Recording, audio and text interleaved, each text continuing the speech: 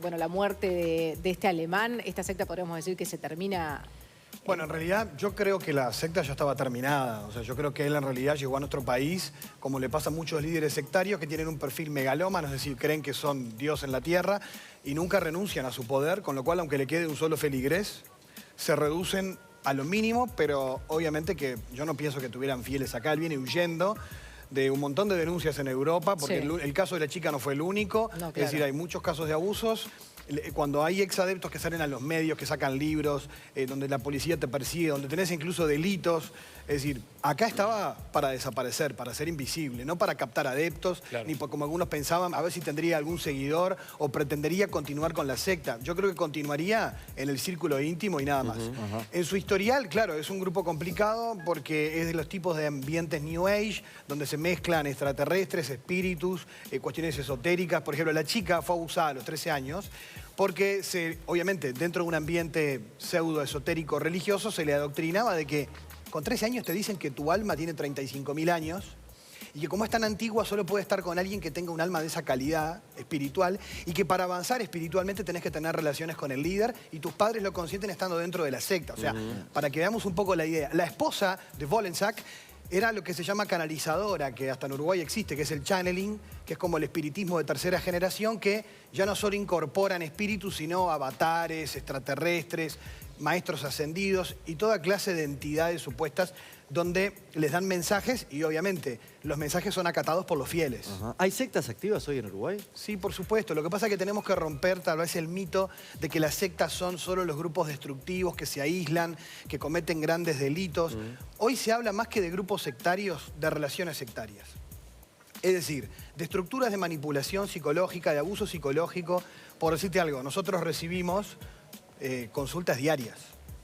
El tema es que ya no están en esos grupos que se apartan en el medio del campo, sino que esto sucede en el mundo de las pseudoterapias New Age, de una mezcla de gurú psicólogo con charlatán. Es decir, hoy en día, con la crisis cultural que hay y la cantidad de nuevas terapias que la gente como, esto es terapia, pero bien, pero ahí, por ejemplo, estás tocando un punto más importante y es que el Estado, el Ministerio de Salud Pública, quizás debería tener más en cuenta, porque estás hablando de terapias de gente que no son doctores, estamos hablando de que te tratan de forma psicológica a gente que no es psicóloga.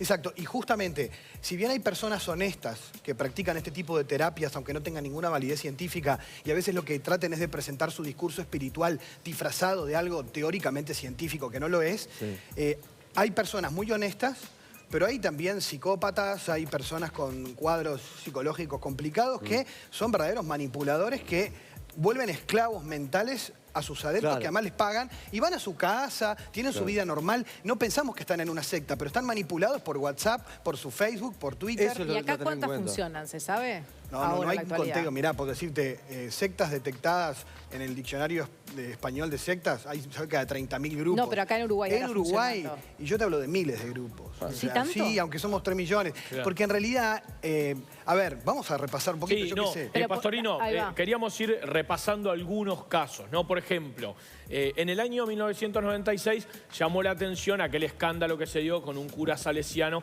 que era el padre Antelo y la comunidad de Jerusalén. En ese caso, ¿estábamos dentro de una secta o era una especie de desviación y de comportamiento sectario? Técnicamente la palabra secta significa cortar, separar, es decir, es un grupo aislado donde el líder es la única mediación entre lo divino y el grupo.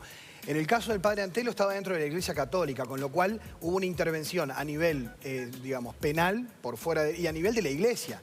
O sea que hay una autoridad por encima de él, con lo cual, en el caso de Antelo se habla de características sectarias, de conductas sectarias, de manipulación psicológica, que se habló de eso, pero no de una secta porque no era un grupo aislado de todo, en el sentido de un corte total. Estamos viendo imágenes del archivo de Telemundo en aquel momento, ¿no? Claro, estaba dentro de una institución que de última tiene una autoridad que puede intervenir, porque estas cosas les pasan a todas las religiones.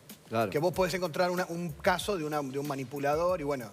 Y eso es que usa la religión para su secta, pero claro, se puede actuar. Cuando no hay una contención como es de la Iglesia Católica, ahí, en estos casos de terapias New Age, etcétera, como pasa en el Islam. Por ejemplo, en muchos grupos, como hasta el propio Estado Islámico, que es terrorista, tiene características sectarias y el Islam puede pronunciarse contra él. Sí, uno de los que hablaba en este caso era el hijo de Tabaré Vázquez, Álvaro Vázquez, ¿no? Que fue uno de los testigos. Y ahí saltamos, Miguel, para el año 93, el caso de Niños de Dios. Sí. que también fue muy fuerte. Bueno, el caso de los niños de Dios es terrible porque su fundador, David Berg, que era una especie de, creó una mezcla de cristianismo hippie de los 60, donde ¿De dónde era él? De Estados Unidos. Y la comunidad se creó con chicas, sobre todo mujeres, pero eran grandes familias, que vivían en promiscuidad sexual. El tipo tenía una doctrina religiosa donde les inculcaba que había que evangelizar a las personas a través de la palabra y si no a través del amor, incluso manteniendo relaciones sexuales. Incluso él cobraba dinero por atrás ofreciendo a sus chicas y ellos lo hacían para que vos encontraras a Jesús. O sea, era una cosa, de hecho, voy a decirlo, es medio grosero, pero para que tengan una idea, en el libro de David Berg, de los niños de Dios, él decía, tenía una imagen de Cristo crucificado y al lado una mujer crucificada con 3 clavos, 2 en las manos y otro clavo en los genitales, y decía, a Cristo lo clavaron en la cruz, a ti te clavarán en la cama, tú eres el amor de Dios. O sea, para que ustedes se hagan una idea de la expresión de un líder sectario y que las chicas, o sea, eran personas normales que sufrían un lavado de cerebro y que ese grupo llegó a Uruguay y que ofrecía... Punta del Este, ¿no? Y Punta del Este y Montevideo y tenían guarderías para niños. Después el Estado intervino en esto en Argentina y en Uruguay. Y el caso terminó en juicio en Francia en los 90. Ajá. Yendo a cosas que ocurren hoy. Pare de sufrir, por ejemplo, ¿es una secta? Sí, a nivel mundial tiene denuncias por todos lados. Ajá. Lo que pasa es que funciona... Ahí va, porque no es la secta más clásica como lo que nos hacemos en la cabeza. Vamos a quitar la idea de la secta como grupo aislado. La secta es cuando se da el engaño, la falta de libertad y la manipulación. Entonces, si yo te ofrezco algo que dice ser religión, pero detrás no hay religión, sino una estrategia de manipulación, porque hay muchos pastores evangélicos que son parecidos, pero no son sectas, porque son honestos, es lo que creen. Claro. Están ofreciendo su fe. Podrás discrepar, pero hay una verdadera intención de transmitir una religión y es auténtica. Cuando lo que se descubren son muchas veces fraudes, como ha pasado en Brasil, en Chile, donde hay incluso personas que denuncian haber sido manipuladas y estafadas de muchas formas, bueno, ahí estamos ante una conducta sectaria grave. ¿Vos trabajaste con una mujer que estaba dentro de Pare de Sufrir, a ayudar a salir de ahí? Sí, hemos tenido varias consultas de varios grupos de personas, sí, que de hecho le habían hecho creer que estaba deprimida porque tenía un demonio y si dejaba la iglesia, le dijeron que venían 7 demonios. Y la mujer era profesional, era un médico. Eso es importante decirlo también, porque todo parece, esto a mí no me va a pasar, y de repente a una persona con formación terciaria, que estas cosas le pasan a personas que tienen poca formación. Ignorancia. No, porque la manipulación va al orden de lo emocional. Cualquiera de nosotros en una situación vulnerable, en donde tenemos una crisis emocional, existencial, laboral, afectiva, cualquier persona que en ese momento sepa manipularte, lo puede hacer. Claro. ¿Cómo distinguimos al honesto del chanta y al chanta del psicópata, no? Porque están como las 3 categorías. Sí, claro. Bueno, es complejo. Acá hay que ir caso a caso y siempre lo que mejor hay que hacer es la información, ¿no? De hecho, la tarea que ustedes hacen, o sea, yo creo que hoy en día la comunicación es clave porque la mejor prevención es la información. Claro. Si vos sabés a qué te atenés, por ejemplo, hay una nueva terapia que entró en Uruguay, que ha tenido varias denuncias en España, la bioneuromoción o biodecodificación. Y el Colegio de Psicólogos de Cataluña sacó un comunicado advirtiendo, porque muchos de los que lo practican no son psicoterapeutas. Y entonces ¿qué viene haciendo eso? Y es una terapia que sostiene que...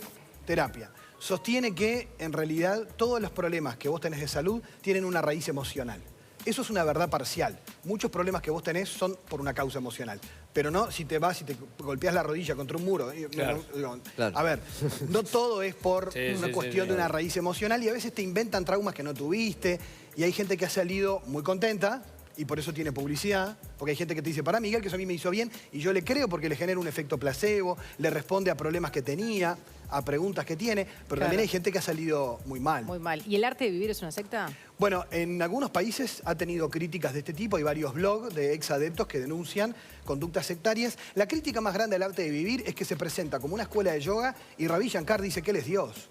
En sus libros están publicados, donde obviamente sus charlas en YouTube son adoctrinamiento hinduista. Entonces no me lo presentes como yoga, porque acá hay otra cosa, o sea... Claro. Entonces, bueno, decime que tenés una religión que presentar y capaz que no hay tanto conflicto. Bien, ¿no? y hay otra que se llama Ministerio Internacional Encuentro con Jesús. Se conoció en un informe del programa Santa Diseña que lo llamaron la secta de papá. Bueno, sí, esa fue un informe. Nosotros estuvimos bastante involucrados en la investigación, porque obviamente estábamos ante un pastor neopentecostal, pero que obviamente sus fieles... de hecho, hasta el día de hoy hay personas que tienen a su familia adentro y que no les hablan a ellos porque los consideran Satanás, a su familia. Claro. Es decir, por el pastor, ¿no? Es decir, igual después del informe de Santo y Seña quedó bastante en situación, se le fueron varios, eso es lo que nos enteramos, ¿no?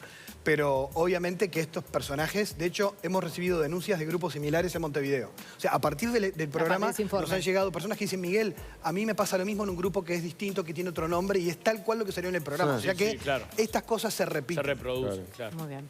Miguel Pastorino, muchísimas gracias por acompañarnos. Antes de capaz que terminar, porque nosotros damos consultas gratuitas a través de Facebook o de Twitter, Infosectas. Si buscan Infosectas y alguien tiene de repente un familiar, algún caso que le parece algo raro, puede consultar y tenemos psicólogos que asesoran gratuitamente a través de las redes. Infosectas. Bárbaro. Gracias, Miguel. Muchas gracias, Miguel. Buenos días. Ahora vamos a ver el resumen de la semana en frases.